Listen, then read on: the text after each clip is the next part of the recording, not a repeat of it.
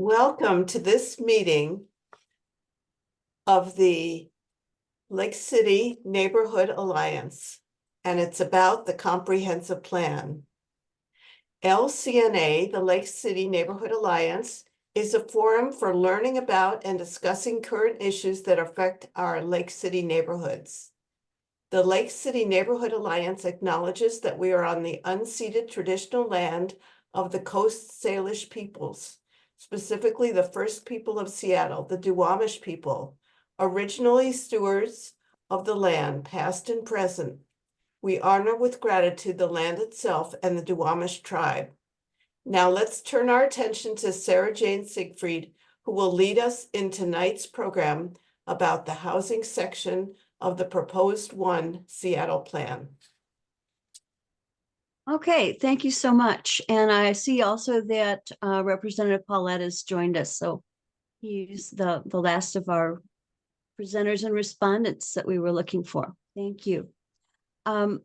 We are going to, as you know, record this. We're hoping to send out the recording. It may not show up at this location, but another location or on YouTube, one way or the other. The idea here is that there are too many topics in the comprehensive plan to cover sufficiently in one meeting or for any of us to absorb, really. So the Lake City Neighborhood Alliance has been very concerned for a long time about affordable housing. We've chosen to concentrate on that topic, and as a result have invited Michael Hubner of the plan manager of the Office of Planning and Community Development to give us an overview of the housing section and the draft environmental impact statement that goes along with it. And then we have 3 respondents who are going to spend the second half-hour portion asking questions so that we can get a clear idea from their perspective of what is and is not in the plan. And the 3 respondents we have invited are Cathy Moore, our District 5 council member, former 10 years Superior Court judge, and now the chair of the Housing and Human Services Committee for the Seattle City Council. Second, we have Mark Von Walter, who has long been a member of Lake City Planning. He's an architect and land use planner, lives in Lake City, and has been involved in the planning and design efforts for this area for well over 10 years. And the third respondent is our state legislator, Gerry Pollet from the 46th District, former chair of the city's committee, and was very involved in the writing and passing of the 2 pieces of legislation which are most involved with the comprehensive plan, which will be House Bill 1110, otherwise known as the Missing Middle Housing Bill, and House Bill 1220, which specifies what kinds of things go in the housing portion of the comprehensive plan. So they'll be listening carefully. We're going to put all of us and all of them off camera while we listen to Michael Hubner and while he shares his screen with us. And at about the 5:30 mark, then we'll change it over to the panelists and we'll have questions for him. And we'll be accepting questions in the chat, but I don't want to have them popping up on the screen all the time we're talking. It's very distracting. So the last half hour or 25 minutes, we'll have kind of a distillation of the questions that will reflect back from the audience. Okay, ready for you, Michael. Very good. Having just come from a meeting where I was unable to share my screen via Zoom, let's cross our fingers here. I think it's going to work. You'll have to confirm for me. Can you see my Looks screen? good. Oh, Yeah. I can't tell you how happy I am. There's nothing Now we're like also trying, seeing, we're seeing all, there you go. That's perfect. Got it. yeah. And I'm going to hide this little piece here. There's nothing like trying to talk about the comprehensive plan and not having anything to show, because this is a show and tell.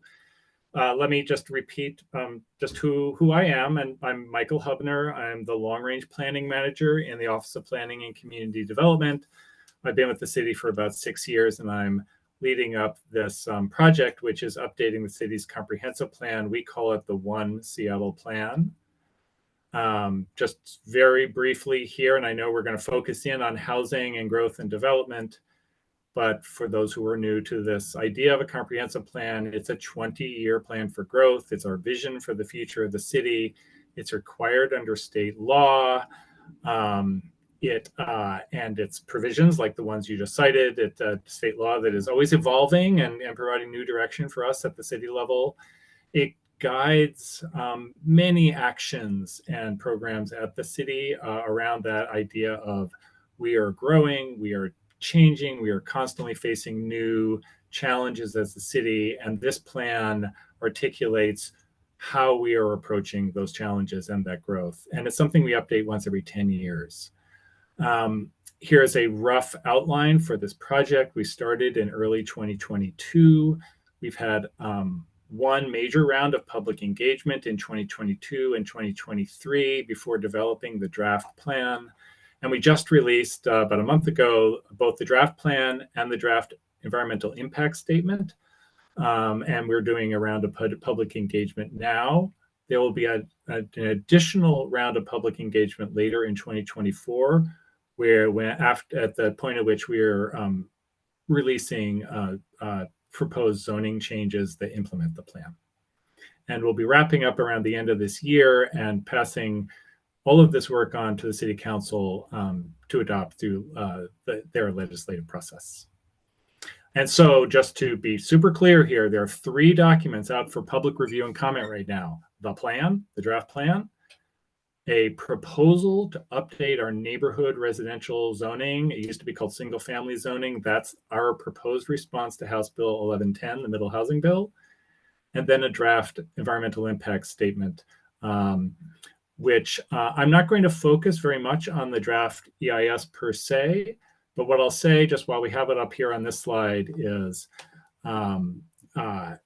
as we are considering new approaches to how the city can grow and meet our housing needs going forward, what we do with the draft EIS is identify several alternative approaches for growth and for housing into the future, and then evaluate the impacts of those proposed changes. We have 5 different alternatives that are studied in this draft EIS, and we are welcoming comments on this analysis separate and apart from comments on the plan itself and the zoning. So 3 things out for public review. As you noted, we'd be here probably all evening till midnight or so if we were talking about the whole plan, but I just want to honor that it is a lengthy document. It does have multiple parts, multiple topics. You'll see there are 13 policy elements in the plan, and you can see a wide range of policy topics that are covered there, everything from housing to economic development, climate and environment, and others.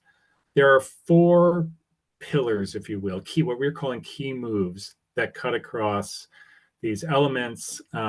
These are the things that are most notable, most new in this update. One is the emphasis on housing and affordability, and we're going to focus on that this evening. Equity and opportunity. Of course, there's a tremendous overlap in thinking about equity, racial equity, socioeconomic equity in the housing space, and we're happy to focus on that as well. We've also put a lot of effort into in our engagement into reaching historically marginalized communities for input in developing this plan, as well as supporting tools to mitigate potential displacement of those communities as we grow. A focus on community and neighborhoods, both around building and planning for walkable neighborhoods and places that meet a variety of needs in a way that people don't have to get in their cars to drive everywhere, to get what they need and want each day, and to invest in community. And finally, climate and sustainability. There's a whole other round of legislation that has required us to now be much more comprehensive in how we plan for reducing our greenhouse gas emissions and build a resilient city in the face of climate impacts. And so you'll see that in this draft plan here too, as well. Invite you to take a look at that. I'm going to turn to the growth strategy, and I just want to point out a couple of the key goals that we used in going into this process. One is we know we need more housing.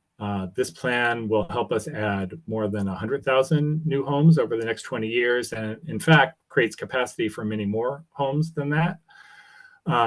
Create more housing diversity across the city to meet the needs of a variety of households. Increase the affordability of housing, especially incentivizing affordable housing near transit. Provide opportunities for wealth building through ownership. Create more walkable neighborhoods as we develop housing, and then address especially the history of inequitable development and growth and practices and policies, especially reducing and removing exclusionary zoning, but also addressing some of the other legacies of our more racist past reality that's faced a lot of the residents of the city. So those are our goals. And going into this, we are assuming that we need to plan big.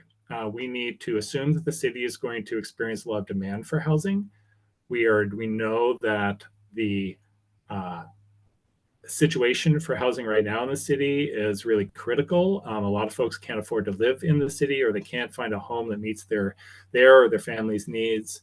And for that reason, we've expanded from what historically has been a focus on just some areas of the city, what we called our urban village strategy, which focused almost all the housing into just some places.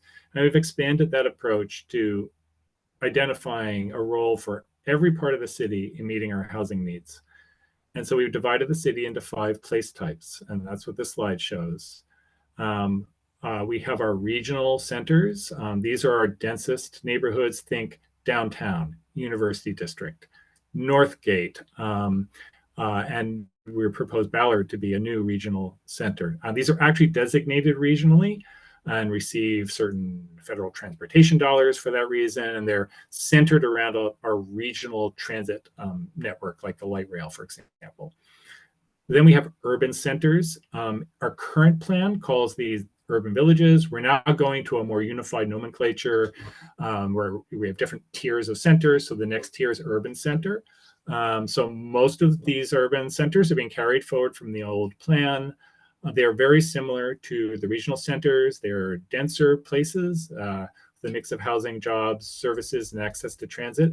Lake City is a designated urban village in the current plan and would be an urban center in the updated plan. And then neighborhood center is a new place type.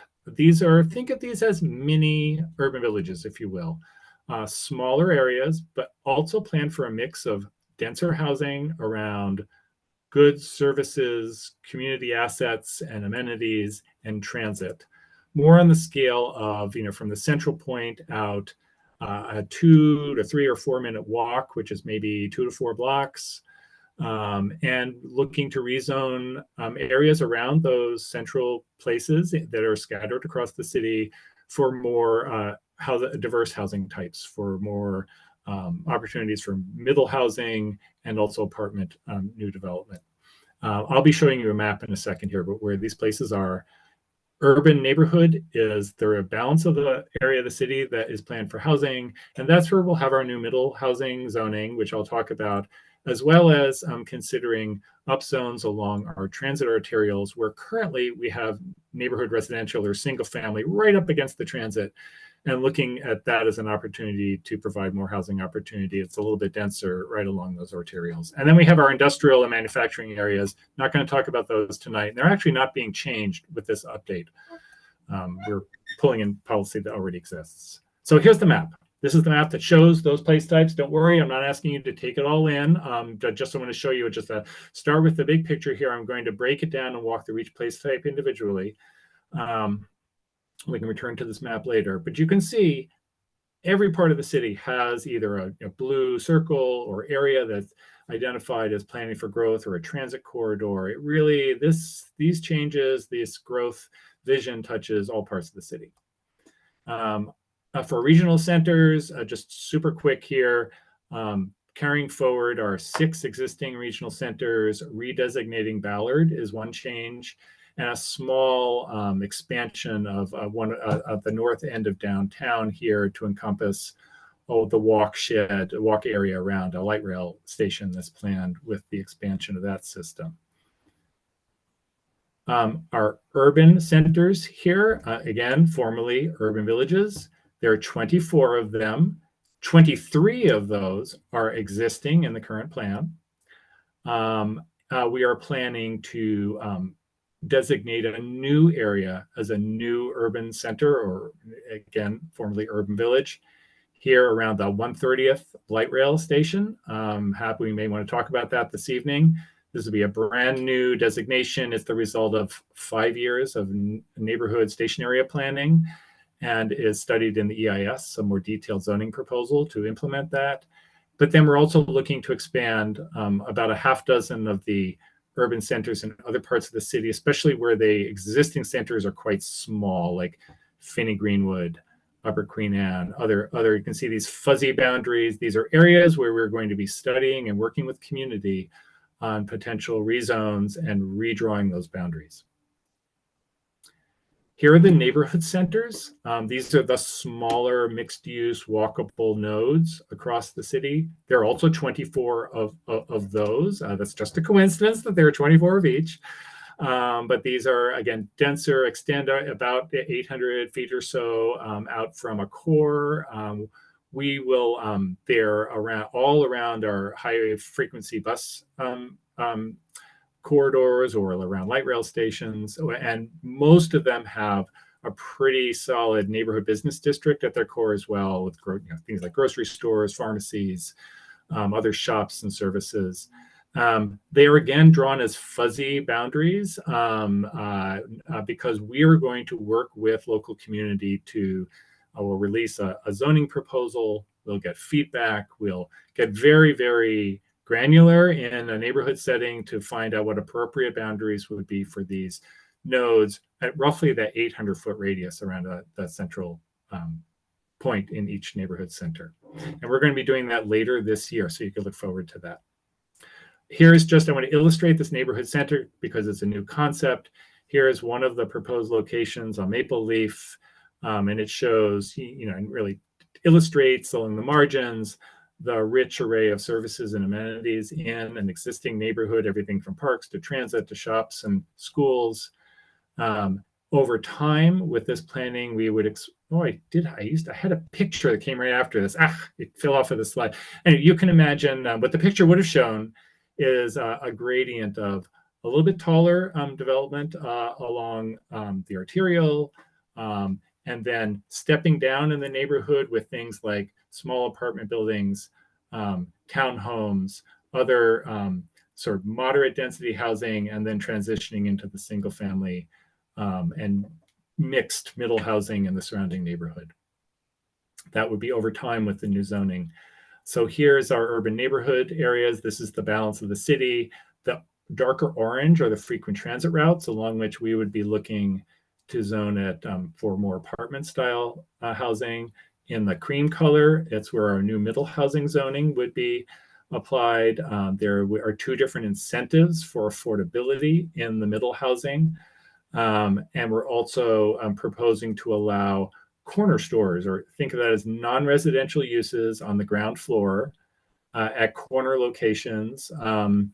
It could be a business like a store, a shop, or a cafe.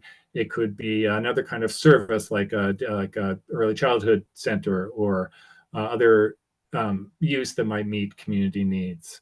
And again, this is all documented. The specific provisions and our proposal for the new zoning is in that separate document called Updating Seattle's Neighborhood Residential Zones. Putting it all on, this is returning back to that first map that showed the full city, but zooming in on District 5. I wanted to call your attention here to, we have the urban center at Lake City. There are no proposed expansions at this time here for the Lake City Center, but we do have a neighborhood center proposed at 2 different locations along the new enhanced bus rapid transit style service that Sound Transit is developing to tie into the new light rail station at 148th. You have the new urban center at 130th, and then further to the west in District 5, existing urban centers, and there are 2 other proposed neighborhood centers. One here, the one at Maple Leaf, which I showed the aerial photo of, and then over on Holman Road, farther to the west. I do want to say just a couple of quick most important points regarding the new middle housing zoning. As a result of this new concept, developers will be allowed to build at least 4 units on all lots across the city, and at least 6 units on a lot if it's near what's called major transit. That would be within a quarter mile of a bus rapid transit stop or a light rail, or if the project has at least 2 affordable units. As I mentioned, we're providing 2 different incentives for affordability. We would also, within proximity to both our major transit stops, the BRT and the light rail, as well as within proximity of the frequent transit, we are proposing to allow an additional floor and more building area as well for affordability. So 2 different types of incentives for affordable projects, and that means projects that are priced at below what the market would demand. We are also looking at alternative approaches to prevent displacement. I do have a picture of that. We'll get to that. Okay, this just shows a couple of pictures of what middle housing might look like. Everything from 3 units on an existing lot, which is allowed now, up through to 4 unit in a variety of configurations, and 6 units. You see more of a stacked flat. Think of kind of like a small apartment building, which would be near the transit or with the affordability provision. Important for this part of District 5 as well is a proposal to tailor or adjust the zoning in our neighborhood residential in areas that our analysis shows may have heightened risk of displacing existing homeowners or renters that are in single-family housing right now. On this map, you'll see in these areas they're shaded red. That's where our preliminary mapping based on our data shows there may be heightened displacement risk, parts of Pinehurst, along Northgate, along nearby Lake City.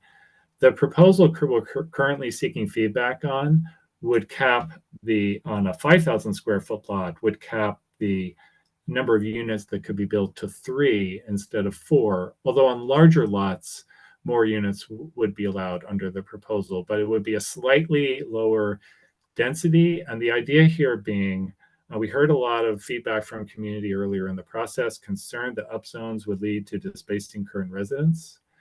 And this is one way to reduce that market pressure in some areas, to incentivize the ability of current homeowners to add units on their lots without tearing down their home, and generally to reduce the rate of change in those areas. We very much want to hear from the community whether this is an appropriate and effective approach to mitigating displacement. I'd love to, if you want to touch on that tonight, I'm glad to talk about it. This is the 4th story for affordability, and here's an illustration of our corner stores. Finally, I just want to say about engagement opportunities. We have open houses. We were at Nathan Hale a few weeks ago. We're going to be at Ravenna Eckstein several weeks from now for open houses where community members can come and get more information. They can provide comment. We also have a pretty robust online set of web pages and ways to provide comment or learn about the plan. We have a specific series of meetings dedicated to the draft EIS. That's because it's a very separate process, has to have its own pathway to providing comment. And we're also reaching out to groups like yours and providing briefings and having conversations with the community. Here's a schedule of our open house. Open houses coming up. Eckstein's on the 25th, April 25th. So next week, I look forward to, and we're going to be at Garfield Community Center tomorrow. And with that, here's our website for the plan for engagement.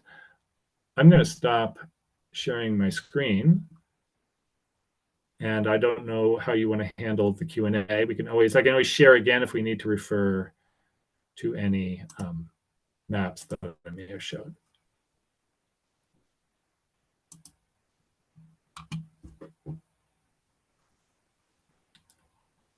Sarah Jane, you're on mute, I think.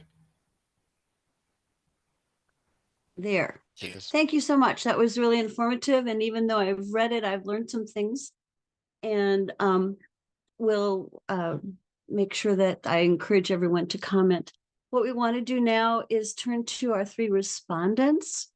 So having listened to your presentation and hopefully looked at the plan, I'm going to call on Cathy Moore and then Mark Van Walter and then Gerry Pollet in that order. And we might, if we have time they'll be responding to you or asking you questions. And then if we have time, we'll go back through that order again, if there's sufficient time to do 2 rounds. So I would like to turn the spotlight on Cathy Moore and have you talk.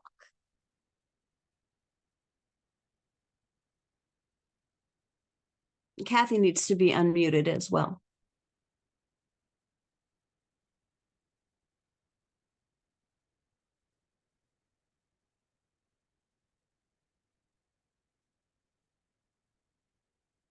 Still seeing Cathy Moore muted.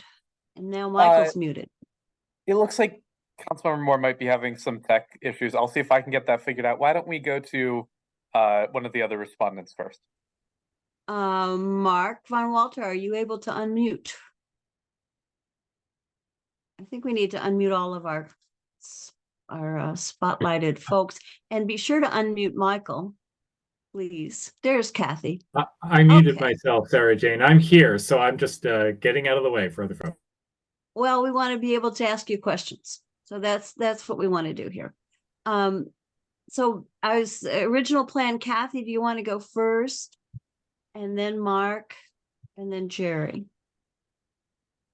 Oh, can I ask that Gerry go first, since he's yes, been so intimately involved with the writing of the middle housing bill and all of these issues? Yeah, Gerry Pollet, are you prepared to respond to what you've heard?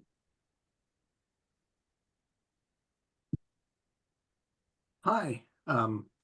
Well, I was waiting to duck behind the first 2 respondents. And I just want to say thank you, Michael, very much. Michael just did a briefing for the city to the entire or half of the Seattle legislative delegation, and there were extensive questions. So thank you for spending back-to-back hours doing this.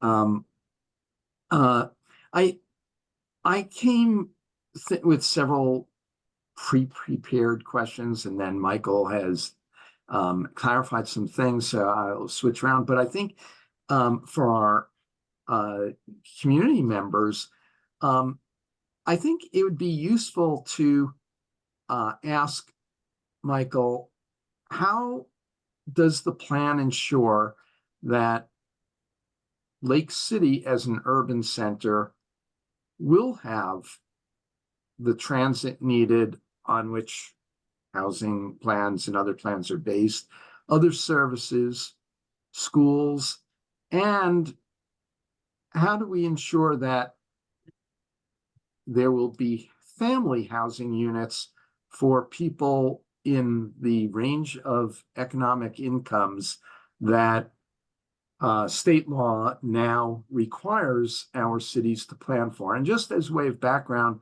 for many years under the Growth Management Act, for the first 4 decades of it, 3 decades of it, the cities were told you just have a big total number of how many housing units you have to plan for in your comp plan. And then you develop your zoning based on that. And so for this comp plan, the city is using a figure of 90,000 through housing units. And under the old law, it wouldn't have to break that down at all by income or try to match it to anything else. Just say, we've got enough buildable land that we're zoning for 90,000 housing units. Now we have to break that out and plan based on, are we going to have housing for people who work in Seattle, which is very different than just having housing, because the housing growth has been very extensive at the high end. So if you could share with us that vision and how that vision gets turned into reality in the plan.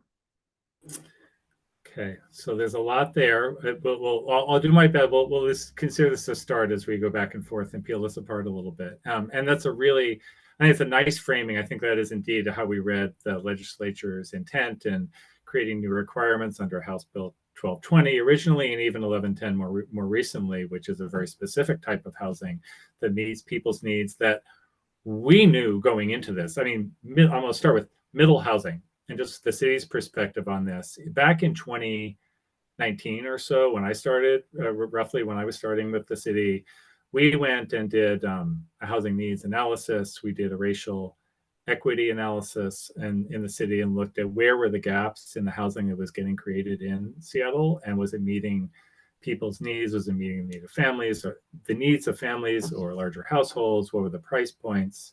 And very aware that even then, and it's gotten worse since then, that we were producing really mostly very small units and more larger apartment projects, some detached housing or some accessory dwelling units at that time, but we didn't have our new ADU ordinance, hadn't quite taken effect. It was really a tale of two cities, if you will. It was some very expensive, larger homes, and then some very small, somewhat more, more affordable rents in apartment space, but not a lot in the middle. So we were starting to think about it then.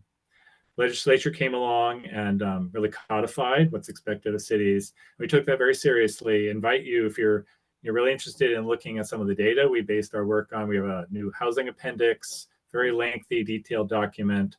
I think it will be very useful to us, not in the Office of Housing going forward.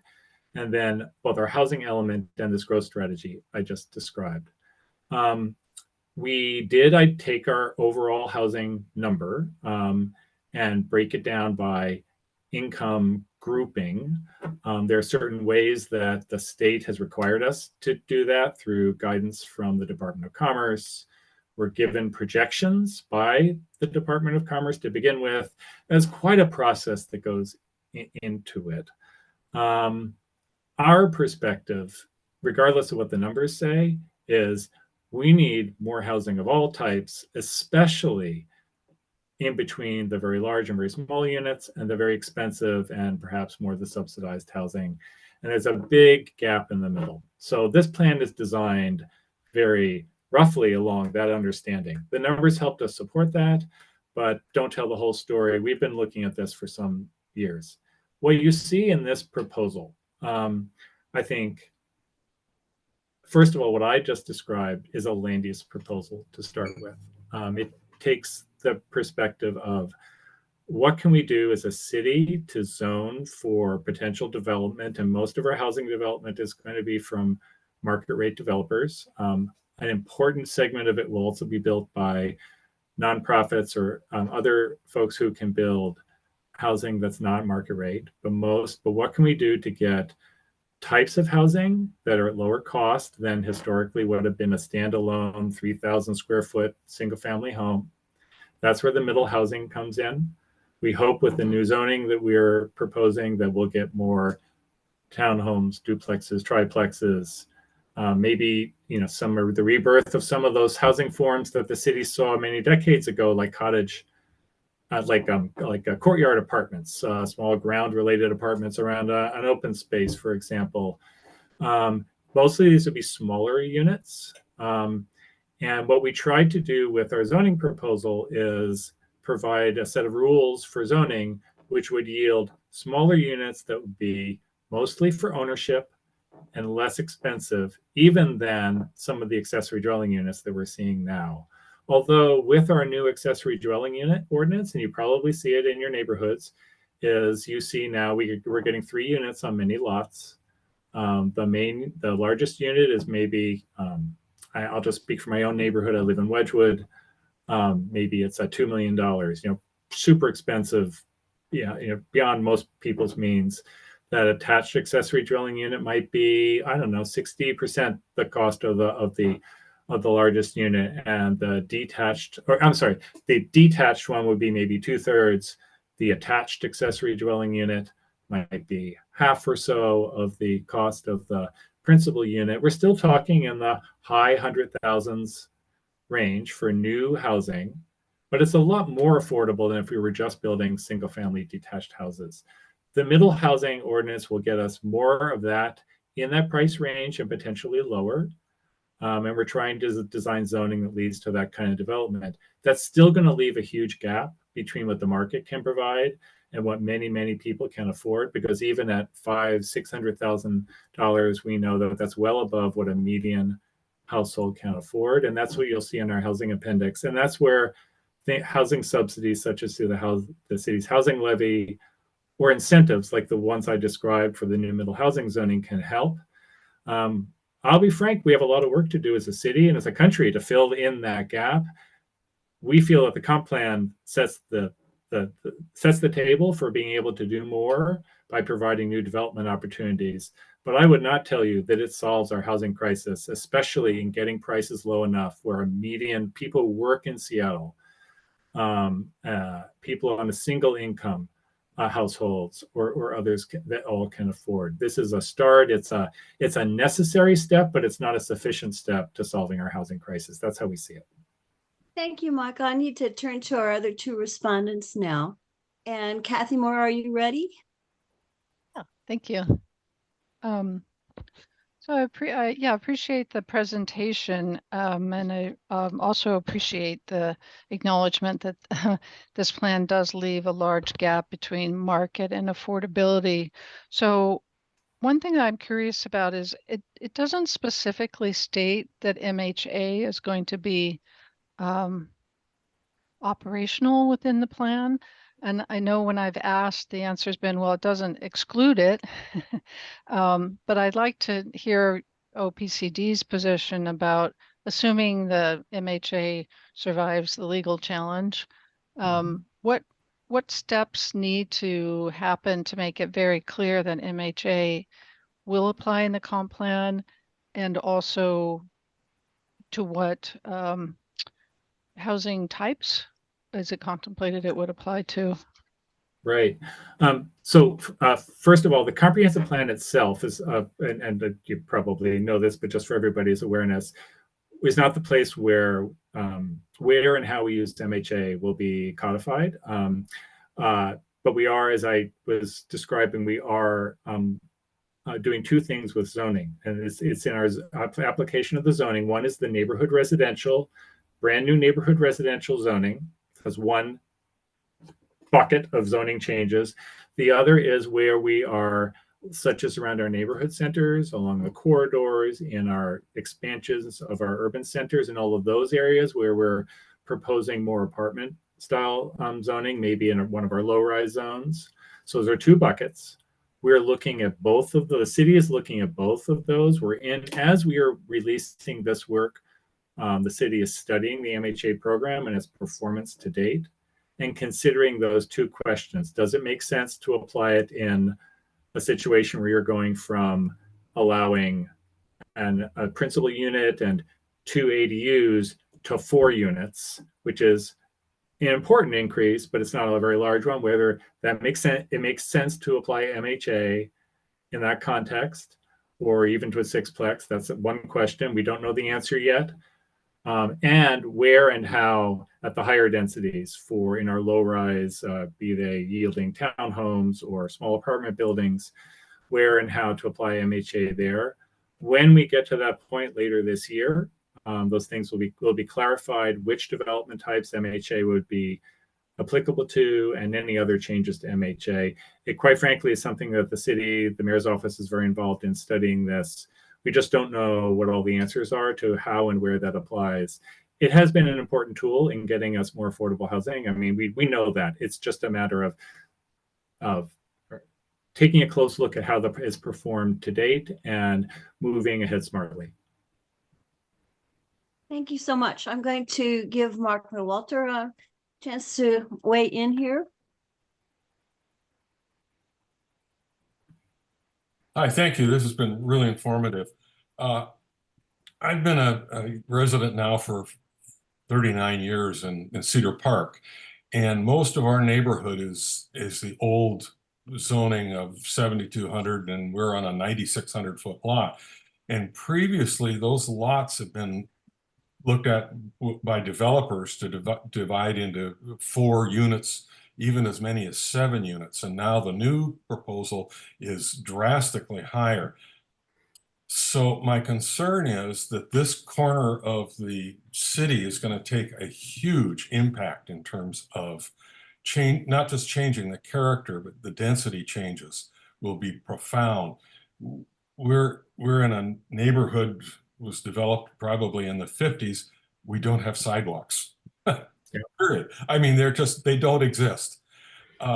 If we're talking about, 3, 4 times, 7 times, 8 times the amount of housing density, are we going to have the utilities infrastructure to handle that type of development? I think, Seattle has this hourglass problem where the north end and the south end spread out with a north-south communication core, transportation core. And the neighborhoods in the north end, and I know in the south end, tend to have the lower density, lower cost areas. And I think those neighborhoods are going to take the brunt of the negative aspects of this, of super high density development. That's going to include displacement. Anyway, that's my concern, is that we need, as a low density neighborhood transforming into a much higher density, we need to be looking forward to not just a 20-year plan for housing, but it has to be a 20-year plan for sidewalk accessibility. It has to be a 20-year plan for public space, for common space, for recreation facilities. So a lot of the housing cannot be just isolated from the other concerns that we have. No, thank you. I appreciate that. And I think every neighborhood has a different environment, a different starting point for, what is, I mean, clearly, both growth and just as the future is that's unfolding for Seattle means change. And that's what the comprehensive plan is about, managing that change. And the legislature's vision for we should be thinking differently about our neighborhoods are both unfolding into the future. We are very aware that there are different parts of the city. And thank you, shout out to Cedar Park. My wife grew up there. I spent a lot. So she's a native. She'll tell me, yeah, she would echo you there. I spent a lot of time there. I know that there are a lot of challenged parcels and sites there, but there are also larger lots. There are certainly infrastructure deficiencies. Those are going to play in. I mean, our expectation is setting aside the city's role for a second. Just is change is going to be very incremental under the new middle housing zoning. It's not like the bulldozers are parked and ready to roll into Cedar Park. And we expect that actually there's a lot of work that the city needs to do to look at the infrastructure challenges, to look at things like sidewalks and amenities that go hand in hand with a gradual evolution of neighborhoods over time. We're also aware that there's some critical or environmentally sensitive areas as well, along slopes and streams and drainage. All of those, I think, come into play to suggest that it's going to be a much more gradual process, especially in a place like Cedar Park, not discounting. We want to hear from you who know your neighborhood well. What are the things we need to plan for specifically that your community needs? What are the things we need to think about in refining our development standards for the new zoning that could help to mitigate or shape development so that it is good development, it's not being impactful. And that's why we put out this draft right now, which is kind of halfway. It's almost like a 50% design of what eventually will be a fully written zoning code. So I'd love to hear from you. Thank you. Thank you, Michael. If we're quick about it, we have time for another round from our respondents. So Gerry, can you craft a shorter question? You're muted again. I framed that opening one to try to give Michael a chance to talk at length there about a big picture. Let me be very specific. Let's about trees. A lot of concern that the plan would appear to say that it does not include continuation of current goals for 30% of 30% tree canopy coverage, and the current policy saying that we will minimize loss of trees as we develop housing does not seem to say that we will, as a policy, go up rather than lose trees, go up. So can you talk about the concerns about tree preservation and the climate goal, as well as other goals that we have in place in the past and don't seem to be repeated here? Yeah, and I'll try to give a shorter answer as well here. Trees, of course, is a big topic. I'll say just a couple of quick things here. One is the plan does not represent, nor are we changing the city's policy, be they the goals around tree canopy, nor anything around the tree, or the city's tree ordinance around protecting and preserving trees. That's no, we're not proposing to change anything about that. We are very aware that there is a balancing act, that there are on a site-by-site basis, of course, more development, and with the new middle housing bill, that on private property that there will become a little bit more of a conflict between development and trees, and are thinking about that in drafting not only especially with the zoning code, what it can shape is our tree planting and what we're doing to foster the future tree canopy as well. We have strong policies, I think, around the role that SDOT and other agencies, the Parks Department, in enhancing tree canopy on the lands that the city controls directly.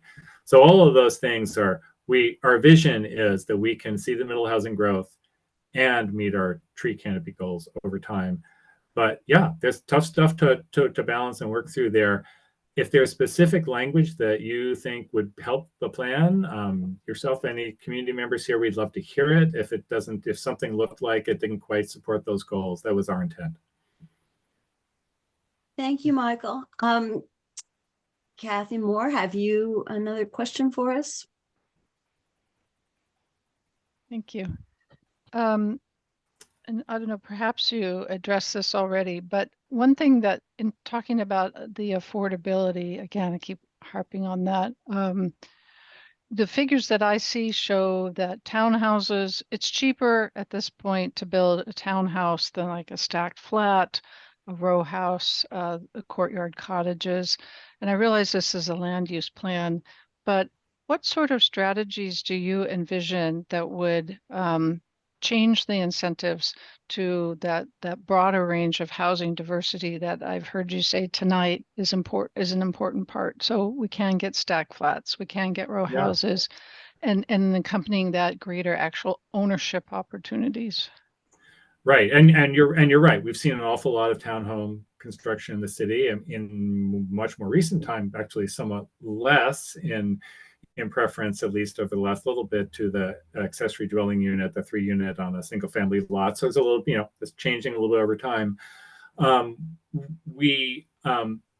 There are things that we can do and are looking at in terms of how we craft the new middle housing zoning code related to our floor area ratio, how much space you can build on the lot, other setbacks or other parts of the development code that could be applied in different scenarios where different housing types are being built. That's something we're looking at.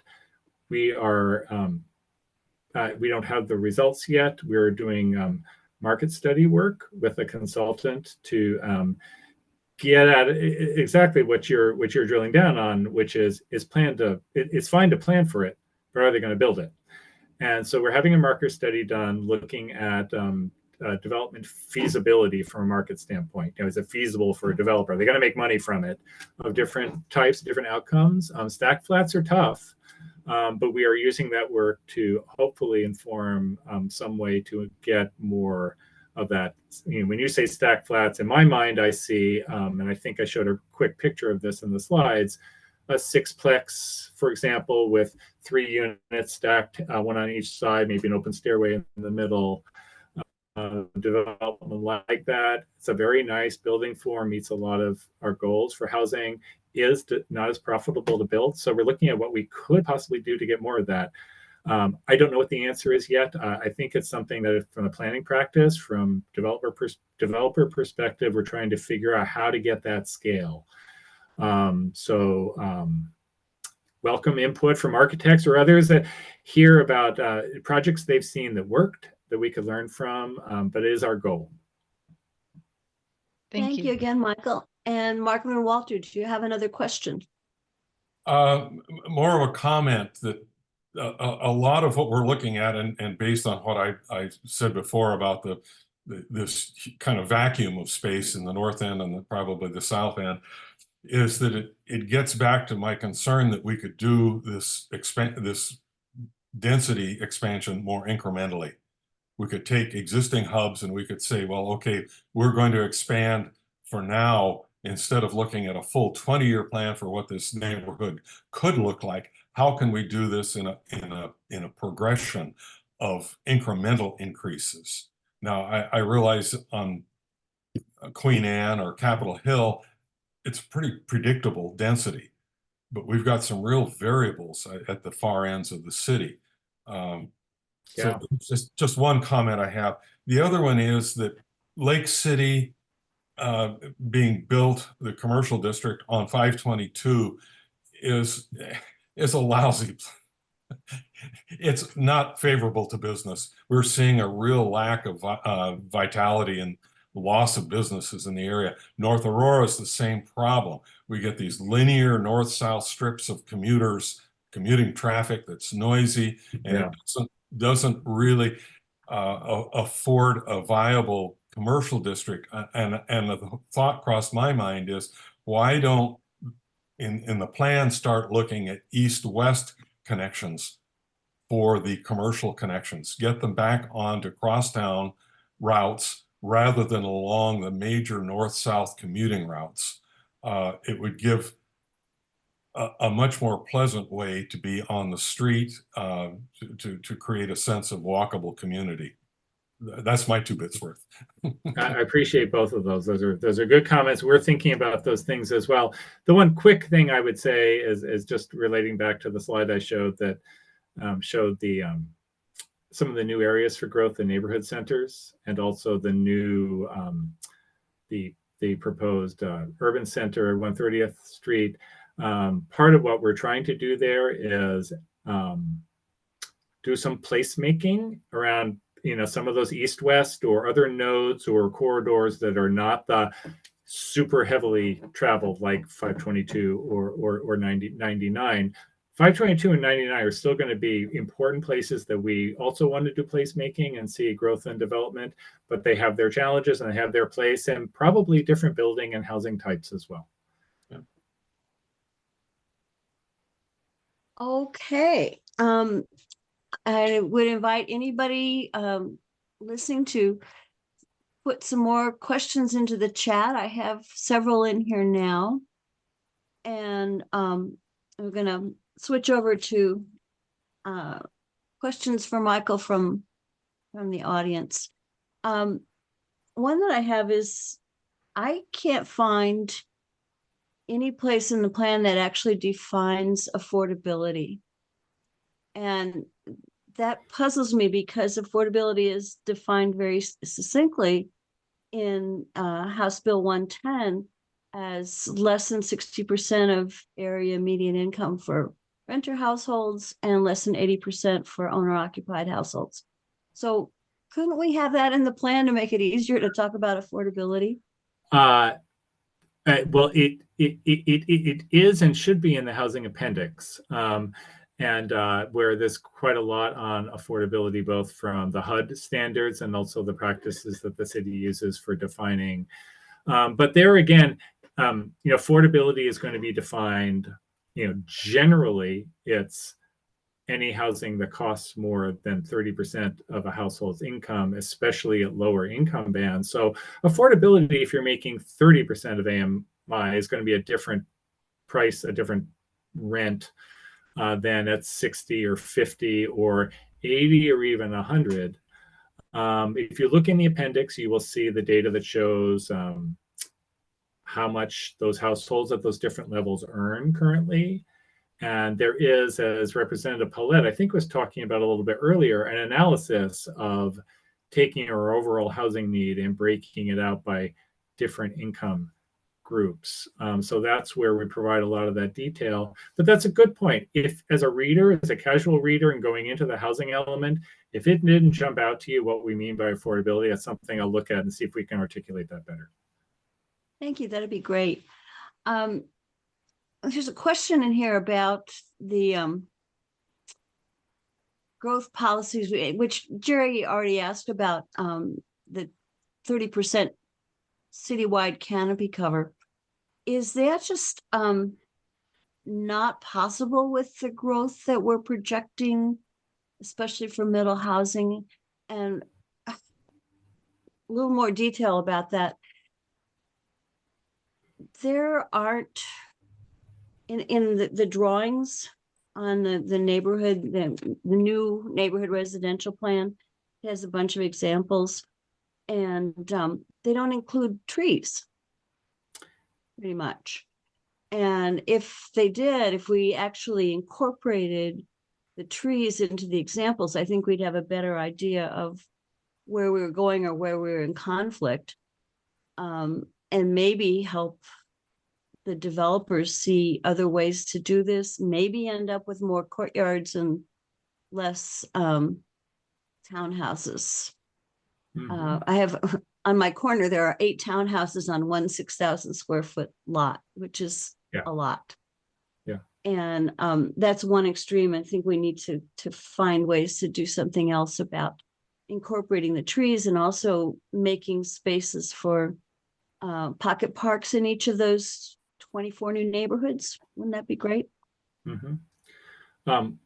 I love both those ideas. I'll just say one thing about the illustrations, and actually I'll take that back to our team as well, as we're continuing to evolve in how we're visualizing the new development and how it might look like.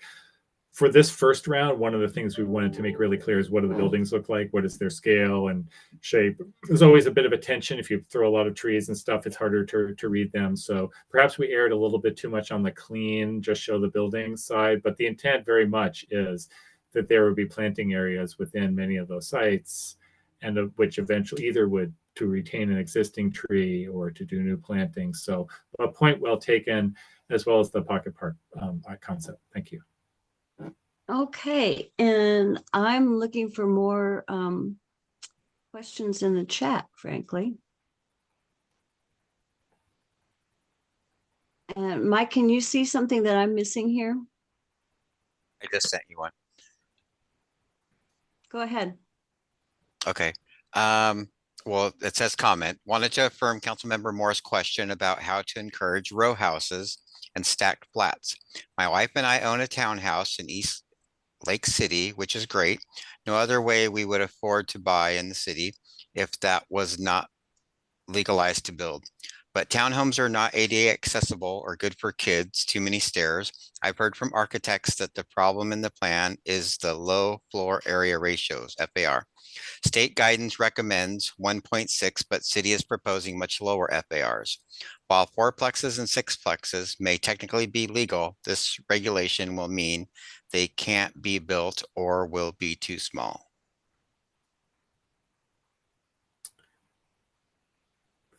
Mike, thanks for that. Yeah, there's been a lot of talk about the FAR in our proposed code. It's something we're looking at very carefully with very much an open mind to what we were trying to do with that was balance the sort of size, the resulting size of units and their affordability level with just getting overall floor area. There may indeed be places where having a 0.9 FAR is going to be really effective in getting smaller, more affordable units, even more affordable than a 3-bedroom, very vertical townhome. And we are very aware and concerned about this is not necessarily an ideal housing type for all households from ADA, aging in place, many other perspectives. I understand that, and we agree with that. So we're looking at the FAR very carefully, and there's the new model code just became available as we were releasing the plan, and we've been talking to a lot of experts, and maybe we didn't get the balance quite right there, and we're definitely taking it to heart as something we ought to look at. And there may be a different FAR applied in different parts of the city as well, where we want to get sixplexes, look for a bigger box to fit them in. And other places we might want to get a different sort of form of building, but it's something we're looking at refining in small and big ways. Thank you. And that was a question from Robbie Cunningham. I was going to follow up with John Lisbon's question here. I live on a 3,700 square foot lot. Is that still going to be zoned up for up to 4 units, considering that it's less than 5,000 square feet? The short answer is yes. And part of that short answer is it's state law. We have to allow 4 units on that site. When you get to a smaller lot, it can be much more challenging to actually fit in or to build 4 units. It doesn't mean that it's going to happen, but technically it would be allowed even on 3,700 square feet or even smaller. And we have to allow that. Mike, your turn. Thank you. Howdy. Something from Toby Thaler, sorry. In MHA process, analysis used residual land value to assess economic viability. Doesn't requiring more inclusionary housing, low income, reduce the residual land value and make housing for low income households more doable?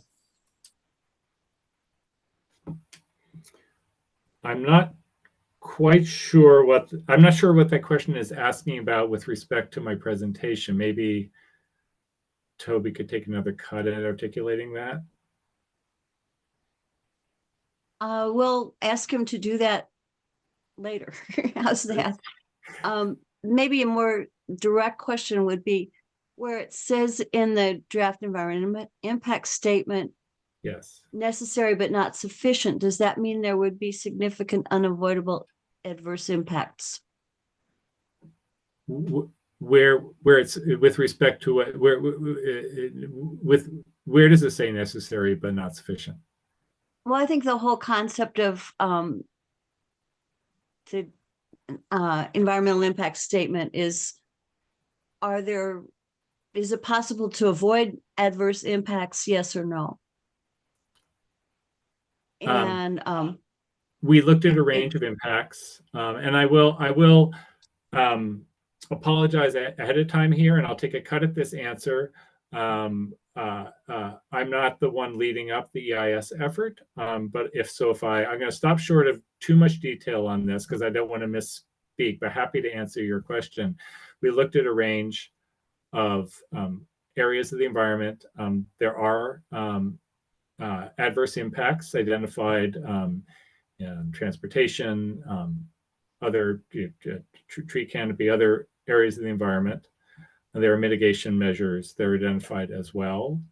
And the degree of impact does vary among the findings of the study. So what I would actually suggest is I want to get you the technically correct answer to that question. Is if you want to send us in writing, I would be happy to get you an answer right back. Cool. Thank you. Someone else asked, I heard affordability in your presentation would be below market. Is that the plan, or do you think the plan is more specific than that? So as far as the growth strategy goes, we can, as I was describing in my response to Representative Pollet a little bit earlier, the plan primarily can shape what the market is going to build. To that end, though, as well, nonprofit developers also build according to city zoning, and they have opportunities to build subsidized housing projects at different scales in different neighborhoods based on what we zone. So we are definitely zoning to both increase the supply of market rate housing, the diversity of market rate housing, and to provide additional opportunities for nonprofit developers. And then what we can do is provide incentives for below market rate housing in the new neighborhood residential, as I was describing. And then we have tools like MHA in our other zones. And then finally, in the housing chapter itself, there's strong support for ongoing work by the city to do things like develop and adopt our own subsidies like the housing levy and renewing the housing levy into the future, and also advocating for things like increased state and federal dollars for affordable housing. It's a multi-pronged approach to getting both more market rate and more subsidized. And I will say the better we can do in providing more housing supply and more market rate housing, it will help to relieve the pressure and the need for subsidy, because you are, we hope over time, driving down the price to be closer to what more people can afford.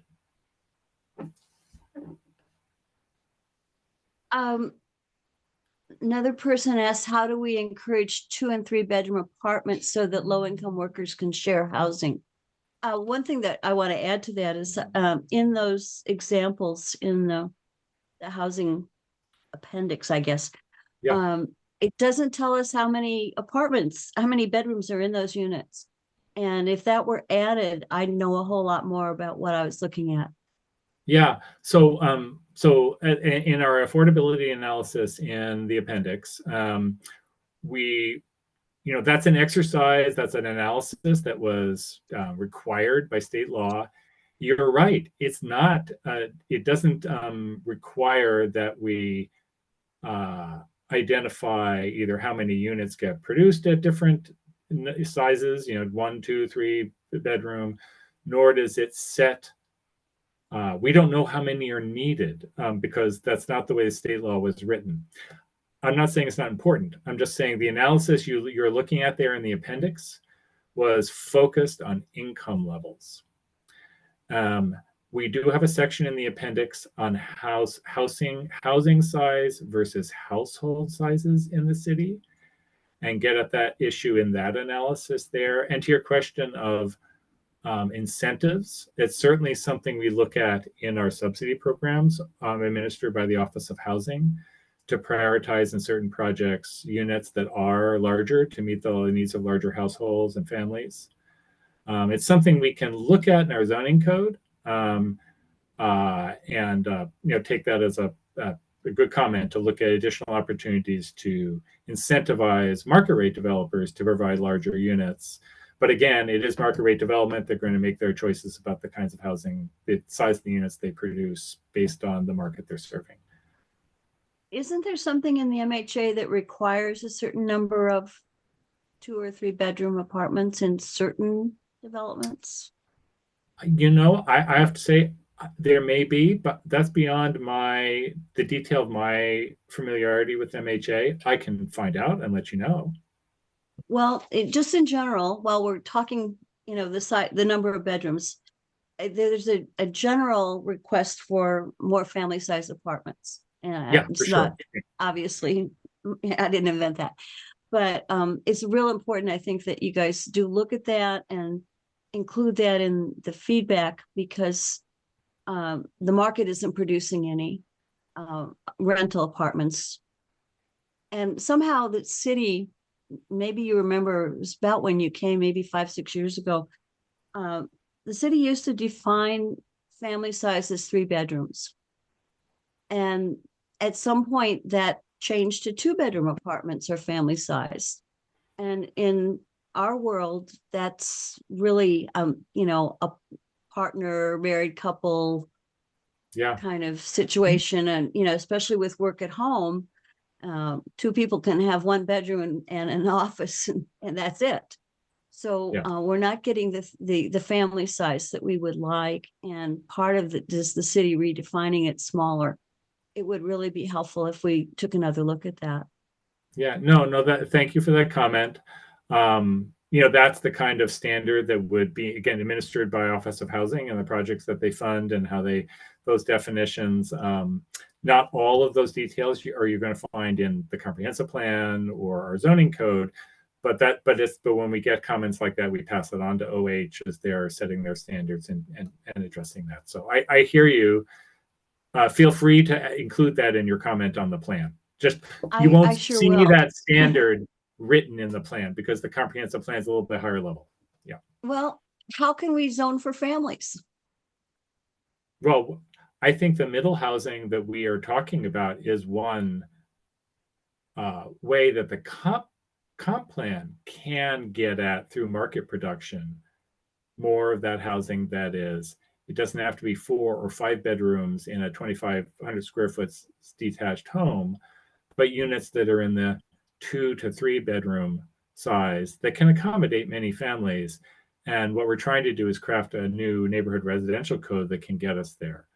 I think that is a big opportunity the city has. And most of our residential land in the city is really in play as we're looking at the new state law, as we're required to allow middle housing. And we have an express goal to create more affordable ownership and starter homes for, especially for families.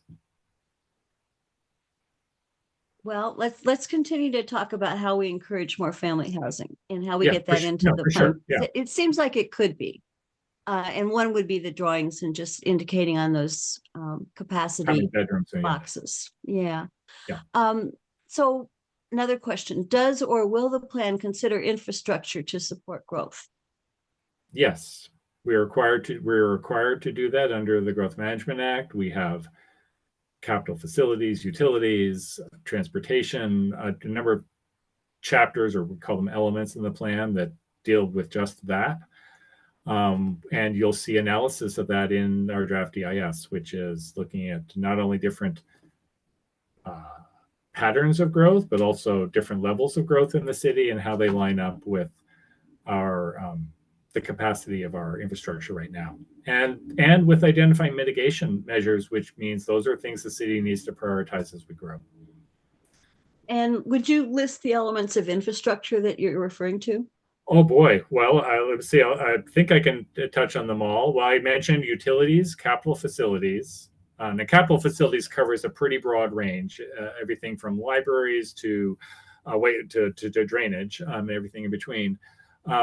Parks and recreation, I would consider that infrastructure. Transportation, obviously, that is a part of our infrastructure.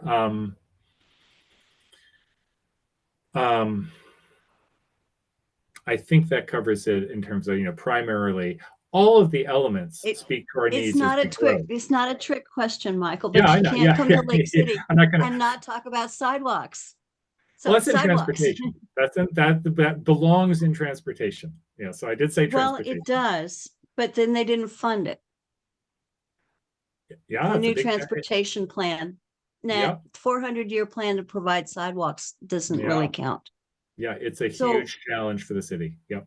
It would be really helpful if it were coming from the planning side that said, here we have Cedar Park and we're going to quadruple or more, the density and there are no sidewalks. And I can't, if you, Michael, said I can't in good faith recommend this except as totally aspirational or, you know, a big asterisk or something until the city funds sidewalks, Right. right? Yeah. There Okay, has Gerry to has be a his hand up. feedback loop. Go ahead, Gerry. Representative Pollet. Thanks. On the subject of infrastructure, the state law allows for the city to essentially exempt some areas due to lack of infrastructure. And as long as Commerce reviews them and says, yeah, you actually don't have. Could you describe in our end of the city any general major areas where there is not enough infrastructure, whether it's storm sewers, water mains, other things that will limit development to the maximum potential, and therefore we're keeping it below the maximum in District 5. So I think so I'll start with the first part of your question, which is under state law, is there an ability to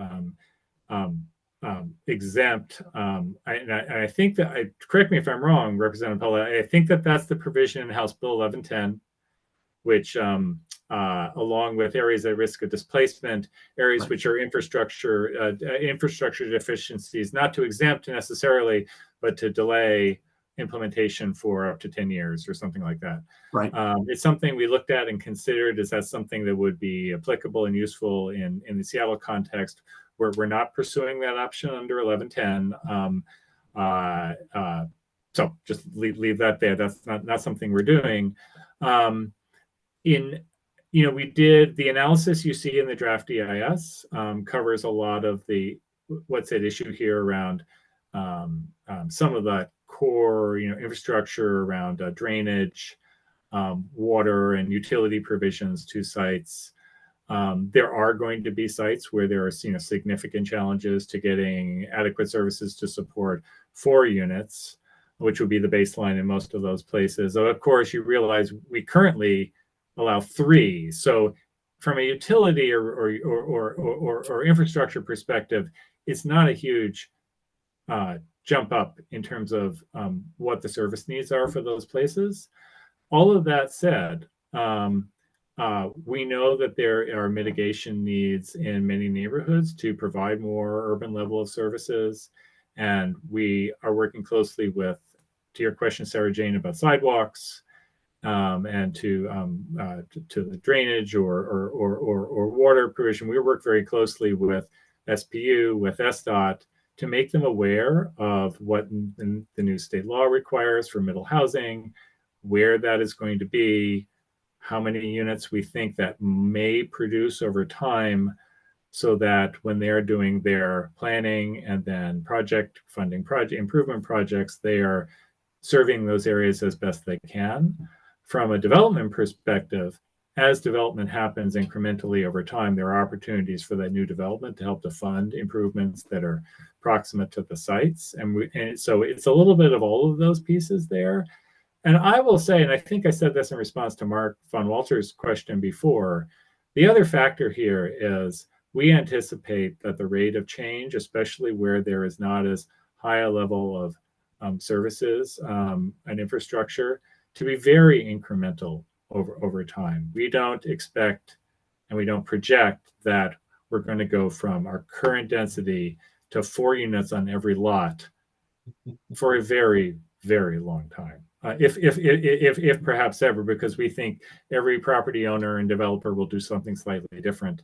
So this is a long-range plan, and we approach the infrastructure deficiencies with that in mind. Thank you. I'm glad to hear about the iterative part of that. This is the last question, and then we're going to go back to Nancy to close out the meeting. And hopefully this will be fairly short. The question is, the questioner read that Bellevue's draft comp plan is planning for 150,000 new units, and Seattle's is planning for 100,000. And I thought we were supposed to have 112,000 in the plan. So are we planning for too little housing here? Yeah, no, and we've certainly been fielding questions like that. There are numbers flying all over the place related to the plan and planning and state requirements. Here's the bottom line. First of all, those two numbers are totally apples and oranges. That 150,000 number from the city of Bellevue, by the way, Bellevue City Council would be truly alarmed if they knew that their plan was planning to quadruple the size of their city. It's not.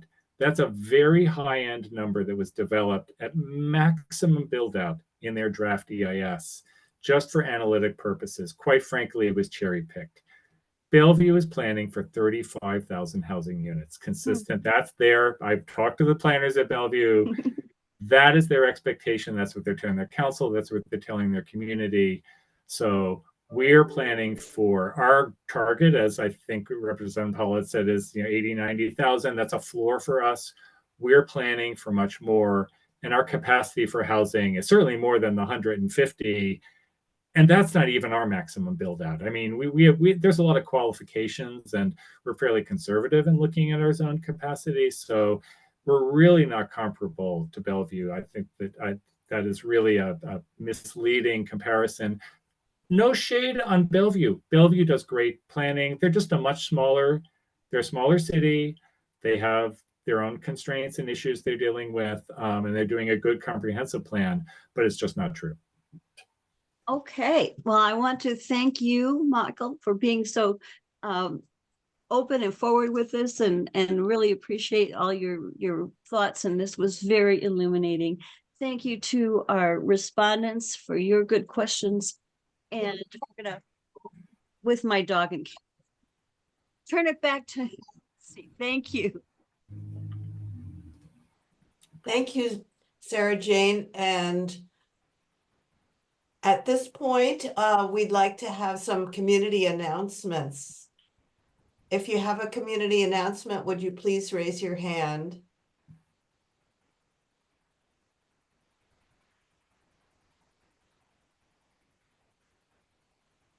Mike, do you have any announcement about the Lake City Task Force? Yeah, howdy, Mike D here with the Lake City Task Force on homelessness. Lake City is looking at its sheltering options for people experiencing homelessness. There are some proposed things that are kind of in the works and that are being worked on. One is and I'll put them out there kind of for community notice, and we may not have updates on them, but one proposal is for a tiny home village at the current Lake City Community Center site. The Lake City Community Center burned down, as people know, or burned enough that they demolished it. And so that is a potential site. So kind of heads up on that. Another proposed thing that's being talked about and worked on is at the new DESC, the Downtown Emergency Center Service Center site, the auto center at, what's it, 120 something or something like that. They are considering an RV lot with tiny homes. And so just heads up on that. There's also a proposal, and I think this one's a little further along, that at the Seattle Mennonite Church, there will be a share wheel shelter, kind of a seasonal shelter where people can stay, at the nighttime that goes during winter months. And I'm not sure we'll get more information on that, but that's kind of developing. And I think and there may be something else in the works that's being worked on that I don't have more information on. Thanks. Thanks, Mike. Muriel? There we go. I'm unmuted. Okay, so for those of you who are on the LCNA distribution list, and all the lists that we forward these things to, there have been announcements made. There was one today from BLCT. There's some cleanups this weekend, so look for those. Thornton Creek Alliance is having another meeting, our quarterly meeting, and part of that will be about the comprehensive plan. And also look for all the emails that we have sent you, and we'll be sending you reminders for how to weigh in on this comprehensive plan. So I'm I'm one of the steering members. And if you want to be on the list, I don't know if it's possible to show that email address. If somebody wanted to, raise their hand, stay after or something to get that email address to get on our LCNA list, would that work, Nancy? Yes, to reply, all the, yes, stay after. Good. Okay, Mike D put it up in the chat. Thanks, Mike. And then maybe we can just, if you want it, leave your hand up, stay afterward. We'll figure out how to get it. And Michael, you have a question also, or announcement? I do of sorts. So very quickly, I realized I think I have a colleague here who I forgot to acknowledge, but also it's maybe a connection for the community. Patrice Carroll. Patrice, is Patrice, you maybe turn on your camera if you're here? We probably have to enable that. Oh, that's okay. But Patrice Carroll is on our team.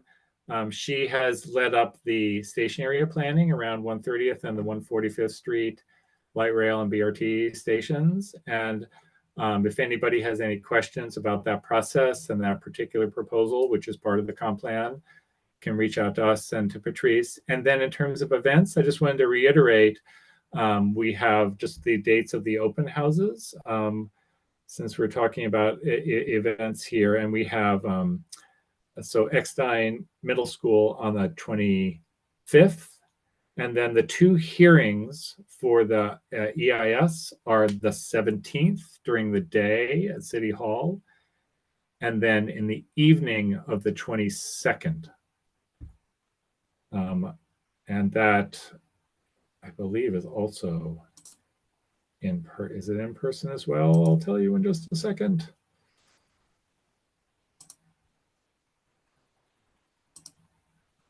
I don't know if that's let's assume that is a virtual. I'm sending some follow-up information to the organizers and make sure everybody who's here tonight gets information about our upcoming hearings. So apologize, I don't have it at my fingertips, but those are the dates if you have comments on the EIS. Thank you, Michael. Yes, thank you. Yeah. I want to thank all of our speakers, including the respondents, and to our attendees. Thank you for coming. And unless there are any objections, we will stop the recording shortly.